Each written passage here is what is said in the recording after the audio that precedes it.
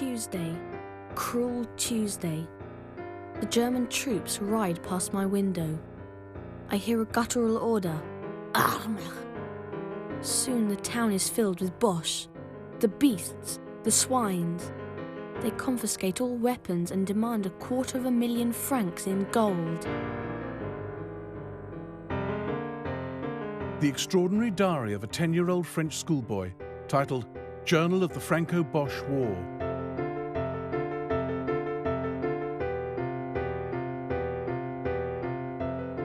Yves Congar lived with his family in this house in Sedan, eastern France.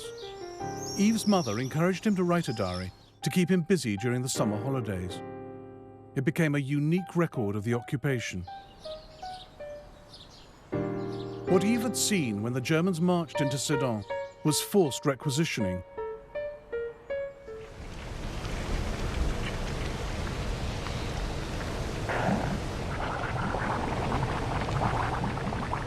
At the outset, Germany adopted a policy of state intervention for war production.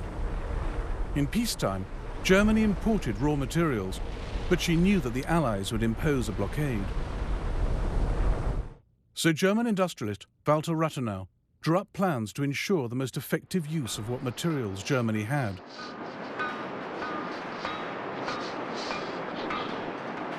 But after a few weeks of war, the German state had most of France and Belgium's industrial and mineral resources at its disposal. These were now taken back to Germany, millions of tons of raw materials, plant and foodstuffs.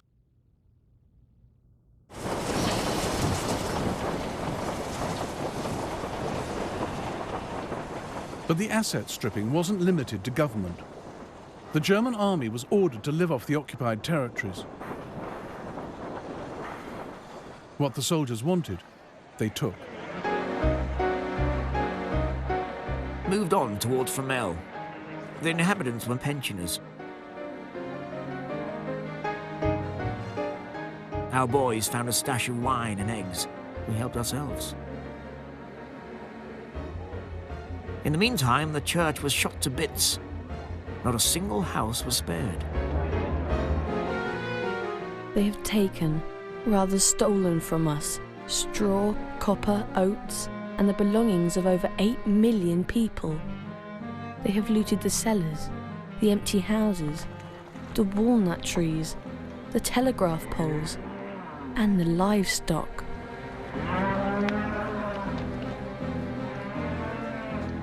One doctor in Lille pleaded with the German authorities.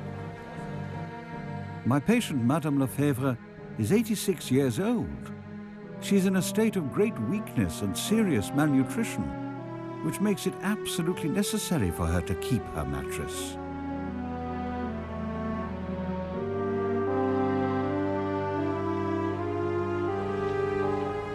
It wasn't just material loss. The Germans rounded up thousands of teenage boys and girls for forced labor. The last 3 weeks we have spent in the most terrible anguish and moral torture possible for a mother's heart. At 3 in the morning, these German heroes go out with a military band and machine guns and bayonets fixed to hunt down women and children, to take them away. God knows where. Oh, why?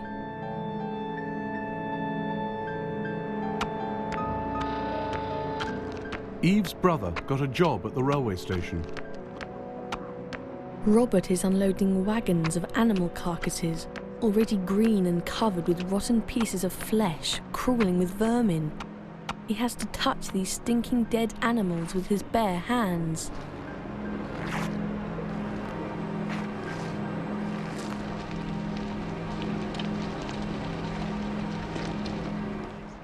Occupied France was run like a military state, as this film of the German military police in Lille shows.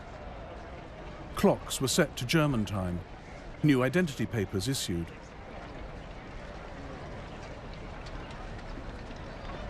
The Germans generally made us parade at 5 a.m.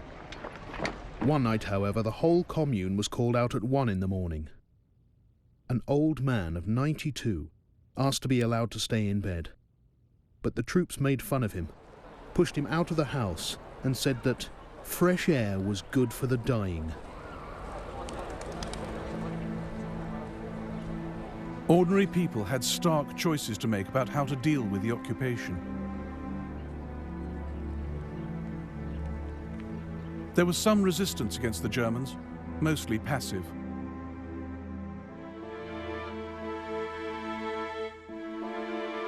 Belgian opposition was spurred on by the head of the Catholic Church, Cardinal Mercier. His letter, Patriotism and Endurance, was read out in every church across Belgium in February 1915. God will save Belgium, my brethren. You cannot doubt it. Nay, rather, he is saving her. Across the smoke of conflagration, across the stream of blood, have you not glimpses of his love for us? There is no perfect Christian who is not also a perfect patriot. Whence, in truth, comes this irresistible impulse which carries the will of the whole nation in a single effort of resistance in the face of the hostile menace? Mercier kept up his resistance, calling the Germans an army of evil and Lucifer's own. This embarrassed not just the Germans, but the Vatican. Like Pope Pius XII during the Second World War, Pope Benedict XV refused to condemn German atrocities. The Germans placed Mercier under house arrest in a bid to silence him, but it only increased his popularity. The Germans also unwittingly created another martyr. Edith Cavell was the British matron of a hospital in Brussels. After Belgium was overrun, she helped Allied soldiers escape into neutral Holland. In August 1915, she was caught, tried, and condemned to death. The night before her execution by firing squad, she spoke to the prison chaplain. I have no fear or shrinking. I have seen death so often that it is not fearful or strange to me. And this I would say, standing as I do in view of God and eternity. I realize that patriotism is not enough. I must have no hatred or bitterness against anyone. The British exploited to the hilt stories of German atrocities against women, especially the shooting of Edith Cavell. Films like this one were made to show in neutral countries, particularly America.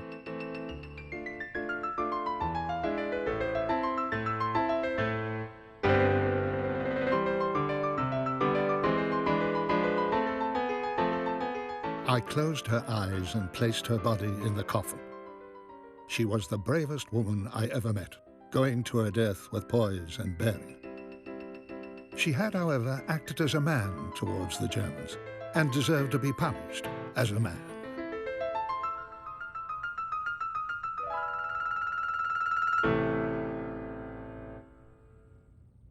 The Germans rounded up underground leaders, then posted notices of their execution.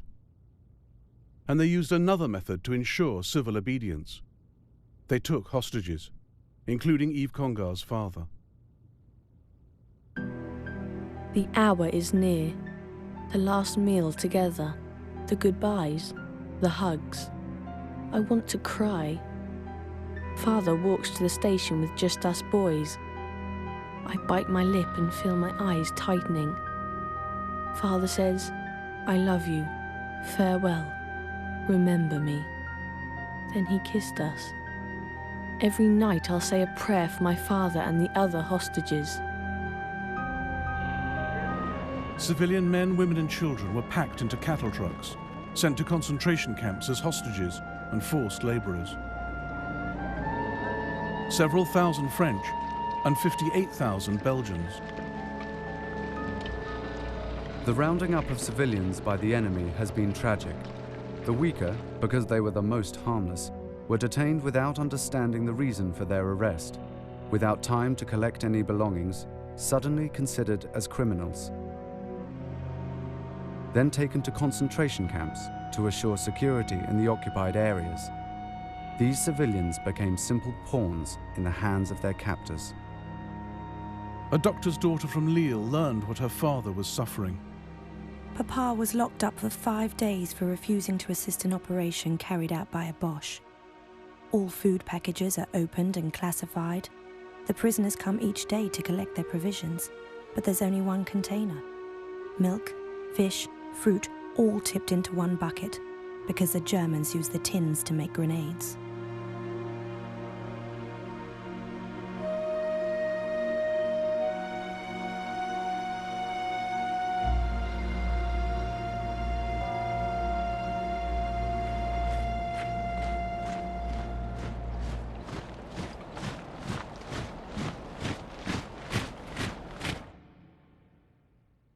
Far from being broken by the German occupation, Yves Congar, who became a prisoner in the Second World War, was politicized by it.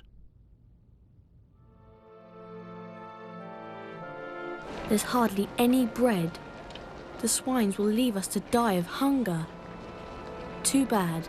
After all, we are French, and if we have to die, we shall die. But France will be victorious.